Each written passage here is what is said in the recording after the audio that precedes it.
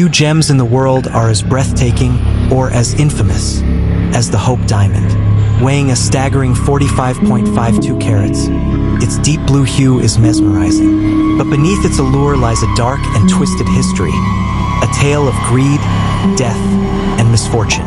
For centuries, those who possessed this dazzling jewel have suffered mysterious deaths, financial ruin, and untimely tragedies.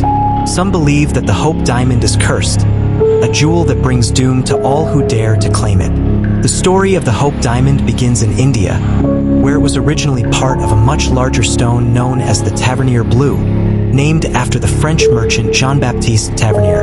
In the 17th century, Tavernier acquired the stone from the Kolar mine in India, a place said to be sacred to the Hindu god Rama. Legend has it that the diamond was once part of a statue of the goddess Sita, and stealing it from her temple would unleash a curse upon anyone who dared take it. Whether this is true or not, the diamond's journey has been riddled with tragedy ever since. In 1668, Tavernier sold the diamond to King Louis XIV of France, who had the stone cut down to a more manageable size, and it soon became known as the French Blue.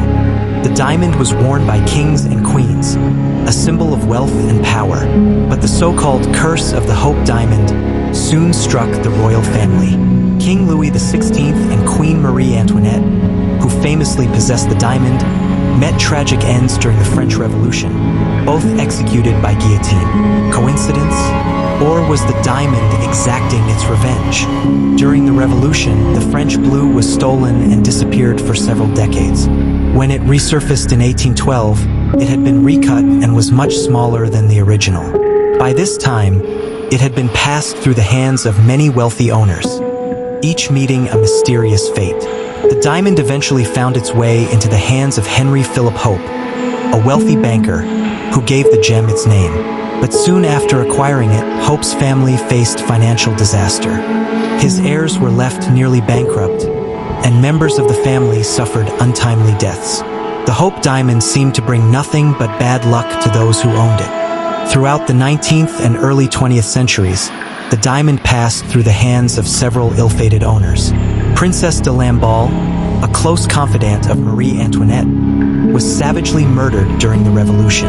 Then there was Jacques Collet, a French jeweler, who committed suicide after owning the stone. And Russian aristocrat Prince Ivan Kanatovsky was shot and killed by revolutionaries after acquiring the diamond. The list of deaths and disasters linked to the Hope Diamond grew longer, adding to the legend of the curse.